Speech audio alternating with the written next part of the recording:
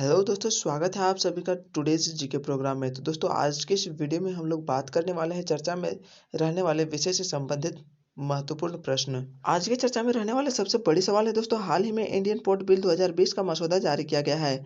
यह विधेयक किस अधिनियम की जगह लेगा? तो दोस्तों, ऑप्शन ए है Indian port bill 1920, option B न Indian port act 1808, option C Indian port act 1908, option D Indian port bill 2000। तो दोस्तों, इसका राइट जवाब है ऑप्शन नंबर सी। दोस्तों, इस विधेयक में निम्न तरीकों से बंदरगाहों के क्षेत्र के विकास और सतत विकास के लिए वातावरण बनाने का प्रयास किया गया है। समुद्री बंदरगाह नियामक प्राधिकरण का गठन, राष्ट्रीय बंदरगाह नीति और योजना का तटीय राज्य सरकारों और अन्य हितधारकों के परामर्श से गठन, क्षेत्र में किसी भी विरोधी प्रतिस्पर्धी प्रथा पर अंकुश लगाने तथा त्वरित और सस्ते शिकायत निवारण तंत्र के रूप में कार्य करने हेतु विशेष समुद्री न्यायाधिकरणों, समुद्री बंदरगाह न्यायाधिकरण और समुद्री बंदरगाह अपीलीय ट्रिब्यूनल का गठन। गौरतलब है कि यह विधेयक भारतीय बंदरगाहों और समुद्री क्षेत्र के सार्वजनिक तथा निजी निवेश हेतु अवसर प्रदान करता है।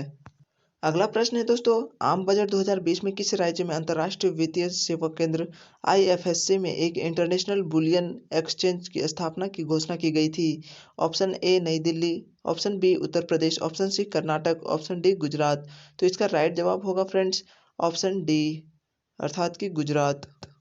केंद्रीय बजट 2020 में केंद्रीय वित्त मंत्री निर्मला सीतारमण ने गांधीनगर, गुजरात में अंतर्राष्ट्रीय वित्तीय सेवा केंद्र आईएफएससी में एक अंतर्राष्ट्रीय बुलियन एक्सचेंज स्थापित करने की घोषणा की थी।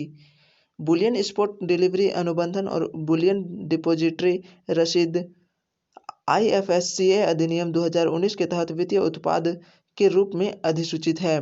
आईएफएससीए को इस एक्सचेंज के परिचालन की जिम्मेदारी सौंपी गई है।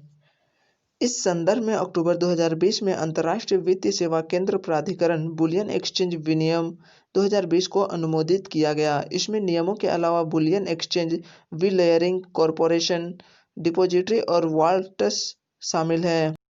अगला प्रश्न है, हाल ही में किस खिलाड़ी ने यूरोप के शीर्ष 5 लीगों में अपनी 400वीं जीत हासिल की है? Cristiano Ronaldo, Lionel Messi, Syed Abdul Rahim, Sunil Chhetri. तो इसका राइट जवाब है friends option number A, Cristiano Ronaldo. तीसरा प्रश्न है, खबरों में रहे खाद्य और कृषि संगठन एफएओ की स्थापना किस वर्ष की गई थी? Option A 1942, option B 1945, C 1950, D 1960। तो इसका राइट जवाब है ऑप्शन नंबर बी 1945।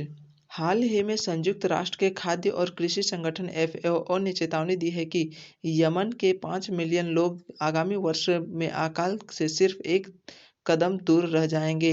अनुमान के मुताबिक 2021 के दौरान 50,000 लोग युद्ध से पीड़ित अरब देश में अकाल जैसी स्थिति में रहने को मजबूर होंगे। इस संदर्भ में संगठन द्वारा अपने आधिकारिक ट्विटर अकाउंट पर एक संक्षिप्त बयान जारी कर बताया गया। संगठन के मुताबिक यमन की कुल आबादी के आधे से अधिक लोग 2021 में भूख की स्थिति से भी आगे बढ़ सकते हैं। खाद्य और कृषि संगठन एफएओ की स्थापना वर्ष 1945 में की गई थी। यह संयुक्त राष्ट्र की एक विशेष एजेंसी है जो भूखमरी की समाप्ति के लिए अंतर्राष्ट्रीय प्रयासों का नेतृत्व करती है। 194 से भी अधिक सदस्य देशों के साथ यह दुनिया भर में 130 से अधिक देशों में कार्यरत है। चौथा प्रश्न है, हाल ही में 89 वर्ष की आयु में जॉन ले कार्रे की मृत्यु हो गई। वे निम्नलिखित में से किस विधा से संबंधित थे? ऑप्शन ए संगीत, ऑप्शन बी मूर्तिकला, ऑप्शन सी नृत्य, ऑप्शन डी लेखन। तो इसका राइट जवाब है फ्रेंड्स ऑप्शन नंबर डी, लेखन। बता दें कि हाल ही में एक महान ब्रिटिश लेखक जॉन ले कार्रे का निधन हो गया। शीत युद्ध पर बनी टिंकर टेलर सोल्जर स्पाई जैसी फिल्म की पटकथा भी इन्हीं के नॉवेल पर आधारित थी।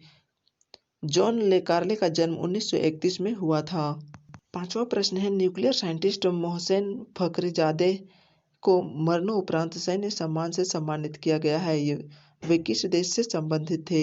ऑप्शन ए तुर्की, ऑप्शन बी जापान, option C Iran, option D Afghanistan. तो इसका राइट जवाब है friends option number C, Iran. हाल ही में ईरान के पूर्व परमाणु वैज्ञानिक मोहसेन फखरीजादेह को मरणोपरांत ईरानी सेना के सबसे बड़े सम्मान से सम्मानित किया गया। इस सम्मान को ईरान में मेडल ऑफ नेशन कहा जाता है। ईरान में यह सम्मान उन नागरिकों को दिया जाता है जो सेना के लिए महत्वपूर्ण काम करते हैं।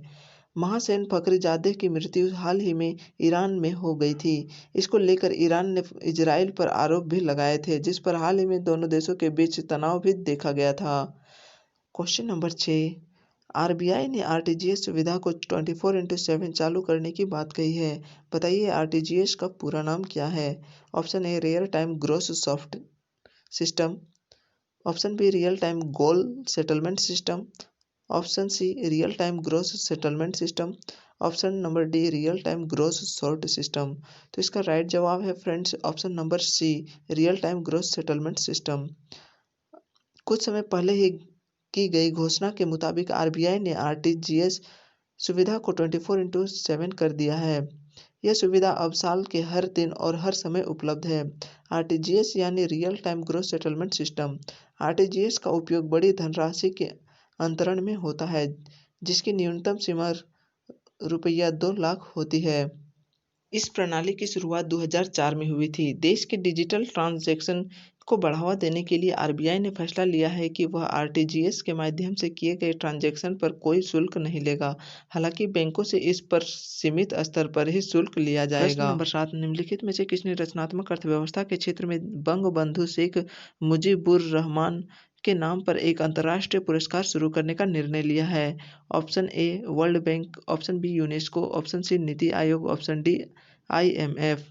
तो इसका राइट जवाब होगा ऑप्शन नंबर बी यूनेस्को। रचनात्मक अर्थव्यवस्था के क्षेत्र में यूनेस्को जल्द ही एक नए पुरस्कार की घोषणा करेगा। इस पुरस्कार का नाम बंगबंधु शेख मुजीबुर रहमान के नाम पर रखा जाएगा।